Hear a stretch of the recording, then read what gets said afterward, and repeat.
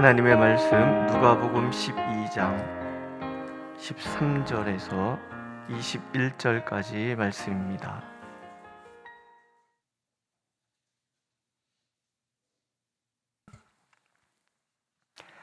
우리 한 목소리로 읽겠습니다. 13절. 무리 중에 한 사람이 이르되 선생님, 내 형을 명하여 유산을 나와 나누게 하소서 하니, 이르시되 이 사람아, 누가 나를 너희의 재판장이나 물건 나누는 자로 세웠느냐 하시고, 그들에게 이르시되 삼가 모든 탐심을 물리치라. 사람의 생명이 그 소유에 넉넉한 데 있지 아니하니라 하시고, 또 비유로 그들에게 말하여 이르시되 한 부자가 그 밭에 수출이 풍성하매 심중에 생각하여 이르되 내가 곡식 쌓아둘 곳이 없으니 어찌할까 하고, 또 이르되 내가 이렇게 하리라. 내 곡간을 헐고 더 크게 짓고 내 모든 곡식과 물건을 거기에 쌓아두리라. 또 내가 내 영혼에게 이르되 영혼아, 여러 해 쓸 물건을 많이 쌓아두었으니 평안히 쉬고 먹고 마시고 즐거워하자 하리라 하되, 하나님은 이르시되 어리석은 자여, 오늘 밤에 네 영혼을 도로 찾으리니 그러면 네 준비한 것이 누구의 것이 되겠느냐 하셨으니, 자기를 위하여 재물을 쌓아두고 하나님께 대하여 부요하지 못한 자가 이와 같으니라. 아멘. 소탄대실이라는 말이 있어요. 작은 것을 탐하다가 큰 것을 놓친다, 이제 그런 말인데요. 덜 중요한 것에 얽매이다. 정작 가장 중요한 것을 잃어버리는 사람의 어리석음을 지적하는 말이기도 합니다. 오늘 우리 말씀 속에 등장하는 사람과 같은 사람이지요.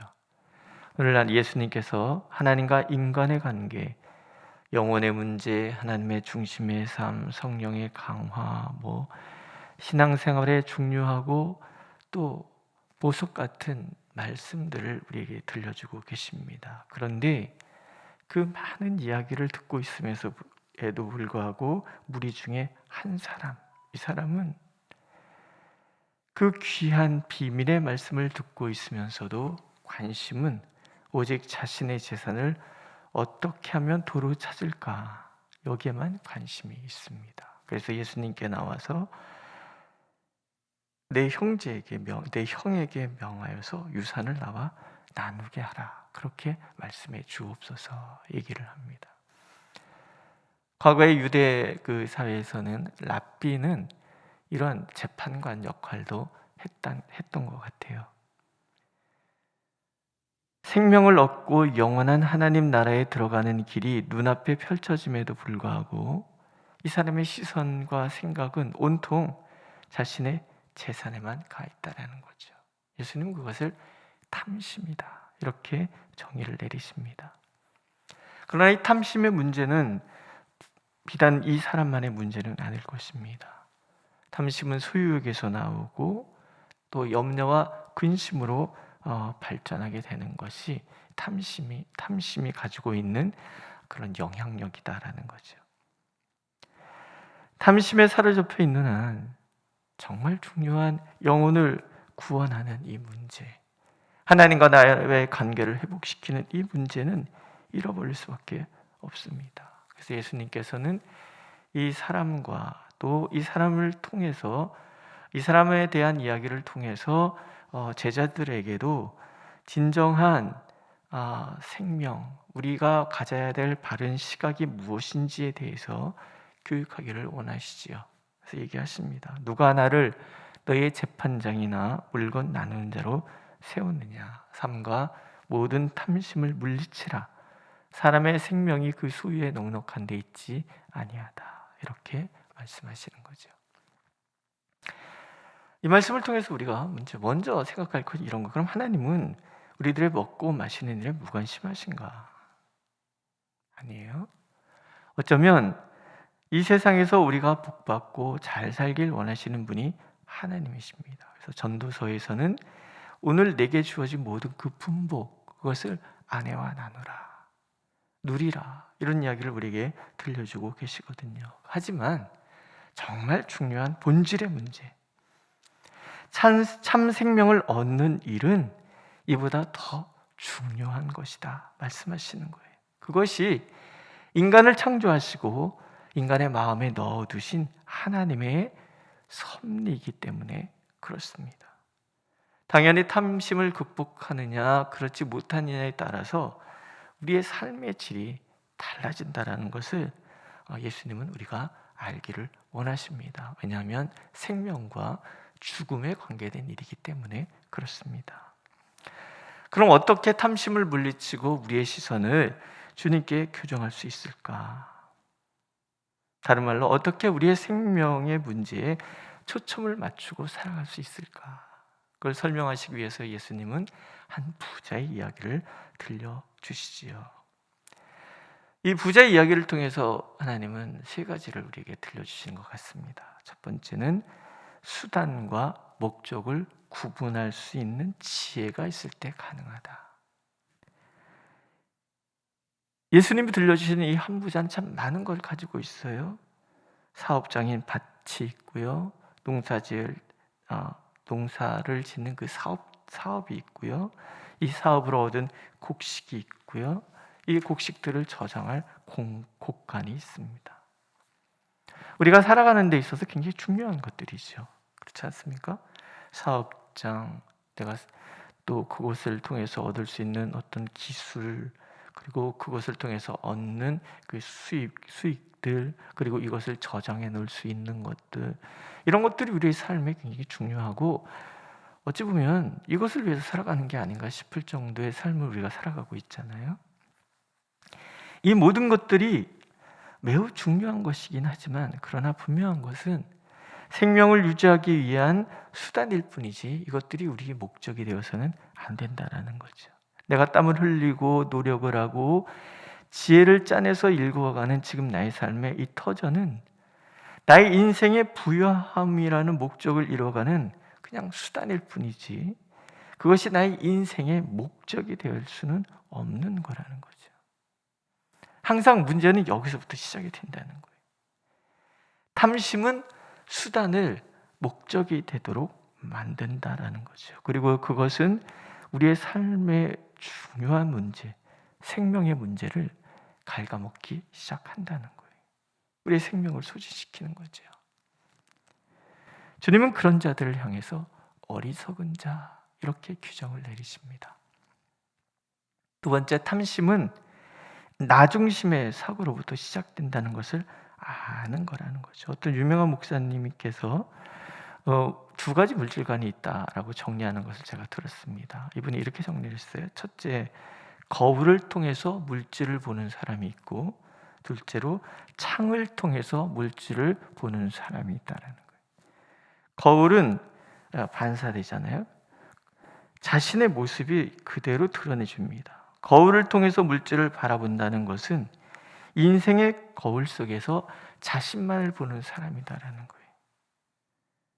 이들의 삶의 방식은 물질에 자신의 삶의 초점을 맞추고 살아간다라는 거죠.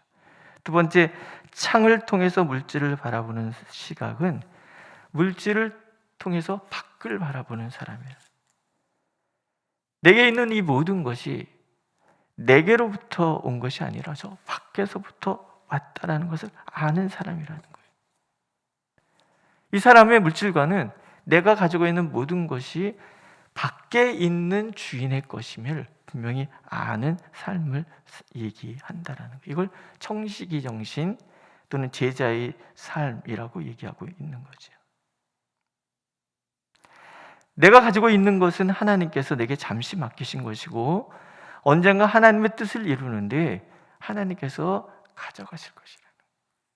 이걸 분명히 알 때 우리는 그것이 진정 제자의 삶임을 알고 수단을 목적 삼는 것이 아니라 이 내가 가지고 있는 이 수단들은 하나님의 뜻을 이루기 위해서 필요한 것일 뿐이라는 분명한 자각을 하게 된다는 거예요. 어느 날 내가 가지고 있는 모든 것의 주인 되신 그분은 우리를 찾아오셔서 내 것을 돌려달라고 말씀하실 때가 있다라는 거죠. 결국 생명의 부요함은 나 중심의 이기적인 인생관의 테두리를 벗어날 때 가능하다는 거예요. 부자의 말을 한번 잘 들여다보세요. 내가 곡식을 쌓아둘 곳이 없으니 내가 이렇게 하리라. 내 곳간 내 모든 곡식과 물건 내 영혼, 내가 누리고 있는 모든 것, 심지어 내 목숨조차도 내 것이라고 생각한다라는 거예요. 그런 부자를 보시고 하나님께서 말씀하시잖아요. 어리석은 자여, 내 영혼을 도로 찾으리니 내 예비한 것이 누구의 것이 되겠느냐. 나라고 부자는 끊임없이 얘기하는데 하나님께서는 그것은 내 것이, 네 것이 아니라 내 것이라고 얘기하는 거예요. 네가 내 영혼이라고 얘기하는 그것을 내가 취할 것이니 그럼 네가 내 것이라고 주장하는 것은 누구의 것이 되겠느냐.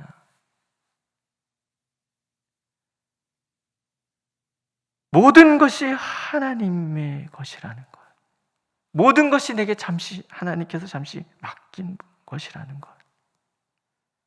어느 날 불현듯이 하나님께서 내 영혼을 찾으러 오실 때 그 모든 것에 더 이상 연연하지 않는 우리 자신을 보게 되는 것, 이것이 나 중심의 사고에서 벗어나 하나님의 중심의 사고로 전환되는, 탐심을 이겨내는 비결이라는 거죠. 세 번째는요, 영혼의 필요와 육체의 필요를 혼동하지 않을 때 탐심을 물리칠 수 있다 말씀하십니다. 부자가 얘기합니다. 내 영혼아, 여러 해 쓸 물건을 많이 쌓아두었으니 평안히 쉬고 먹고 마시고 즐거워하자. 그러나 예수님께서는 영은 영이고 육은 육이라는 거예요. 육적인 것으로 영혼의 욕구를 채울 수는 없다라는 거예요. 어리석은 부자는 이것을 혼동하는 거예요. 하나님의 것과 나의 것,